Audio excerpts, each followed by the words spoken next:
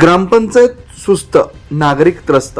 ग्रामपंचायत मालकीच्या भगवती कॉम्प्लेक्स येथे काही गाळेधारकांनी त्यांच्या मनमर्जीनं ग्रामपंचायतीची कोणती परवानगी नसताना ग्रामपंचायतीमधील कोणास हाताशी धरून 2 गाळ्यामधील भिंत पाडून गाळे एकत्रीकरण केलं.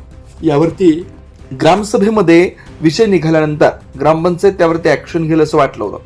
पण नोटीस देऊन 2 ते 3 महिन्यानंतर न गाळेधारकांनी ते मनावर घेतलं, न ग्रामपंचायतनं ते मनावर घेतलं.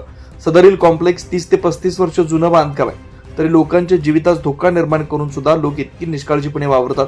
तरीही ग्रामपंचायत सुस्त कारभार करते. त्यामुळे लोकांच्या जीवितास उत्पन्न होणारा धोका, काही अनुचित प्रकार घडू शकतो असं असताना सुद्धा ग्रामपंचायत सुस्त का, ही गावात चर्चा आहे.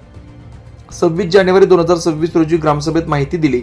त्या गाळेधारकांना 2 नोटीस पाठवल्यात. आम्ही कारवाई करू, पण अद्याप कोणत्याही प्रकारची फौजदारी गुन्हा, दंडात्मक कारवाई किंवा बांधकामाची कोणत्या प्रकारची वनी ग्रामपंचायतीने ऍक्शन घेतली नाही. त्यामुळे गरीब लोकांना कायदा वेगळा व श्रीमंतांना कायदा वेगळा, हे यातून सिद्ध होतं.